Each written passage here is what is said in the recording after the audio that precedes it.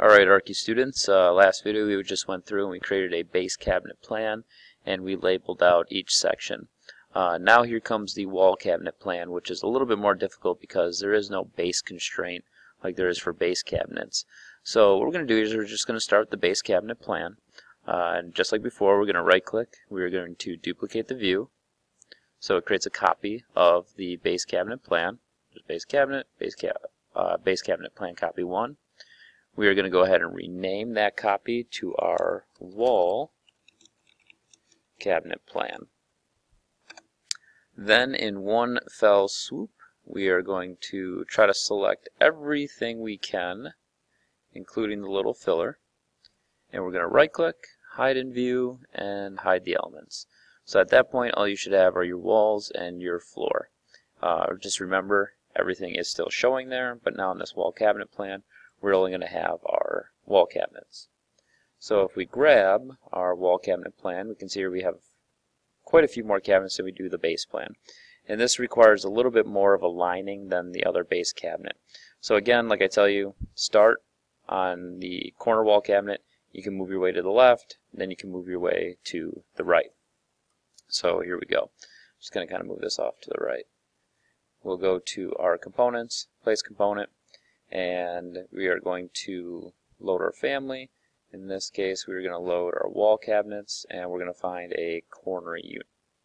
Alright, so it just exited out of that on accident. So we'll just go back to our place component, load family, casework, wall cabinets, and we'll select the second one. We don't necessarily need the tall one. So we'll select the second one. We're going to go ahead and open that. And we can place it up against this wall, and like we see before, there is a gap, so we need to close this gap. So we're going to select the cabinet, and this little modify panel comes up, and we're going to use the top left hand option called align. When you use align, you always want to select first what you want to align it to, because it will move whatever you click second, and we don't want to move the wall, we want to move the cabinet. So we're going to select the wall first, then select the cabinet. It moves the cabinet, and we can lock it at that point. I can hit escape. I can go to my unit, and I can see that it did put in that large cabinet again. So I'll just put in the smaller cabinet and remove the constraints.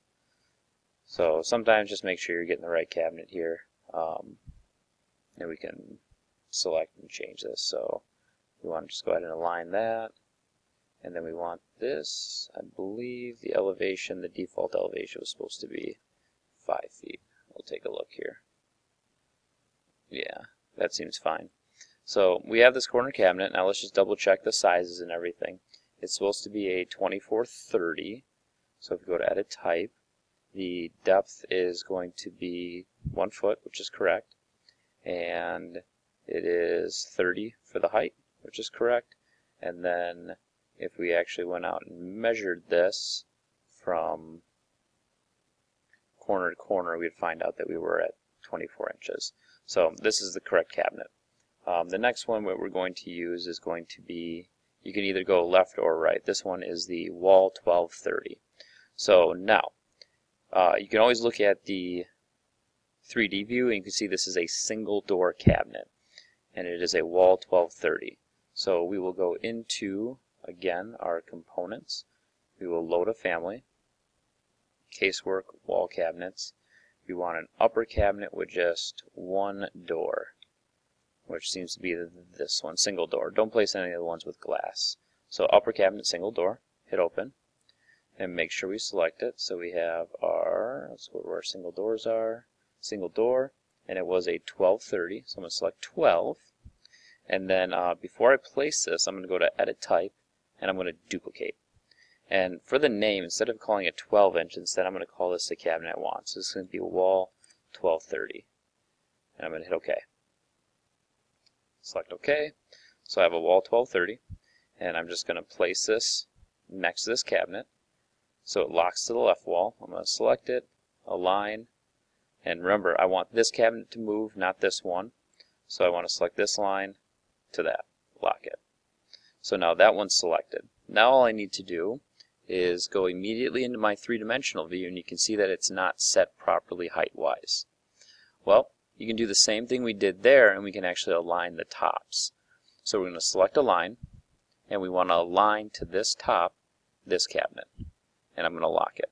So now we have these two cabinets aligned, and I'm just going to select this cabinet. I'm going to edit the type and just double check that the height is 30 inches. So in this case, that cabinet was a default 30 inches. At that point, you are going to continue all of the rest of your cabinets. Remember, just edit them. So in this case, this is a wall 3018, so it is 18 inches. You just double check that. You move up to the 3D view, you see that it is a double door cabinet.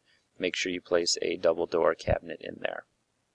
A last thing to do, and a lot of people struggle with this one, is identifying where this wall cabinet is, this W3630. This one right here is actually placed at the same dimension as the other filler. So remember, in our base cabinet view, we added a filler in. If we select this filler is 2 inches gap. So that means in your wall cabinet, when we place this other cabinet, and we can do that right now so you can see, we're going to place it at 3630. It is double door, it's pretty large, and it's going to be 2 inches from the right wall. So we will go in here. I believe I loaded double cabinets already. Double cabinet, it is a 3630. So I'm just going to bring out, plant this down, and now this time I want this to be 2 inches away so I can fit my filler in there. Well, just like before, you can actually align a dimension from one side to the other. Bring this up here. I can select the cabinet, which will allow me to edit this dimension to 2 inches.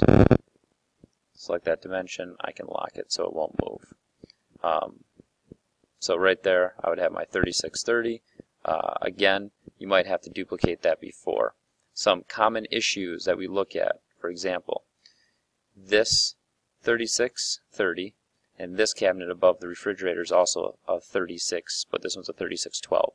They both have the same width. You have to duplicate these cabinets, because if you place this one in and you place another 36 inch in and you change the height to 12, it will also change this one. So you need to be careful with that. As a reminder, after I place that one, I would just go ahead and select here. You can see that this is one that was short, so I would need to go ahead and duplicate this one, call it wall 3630.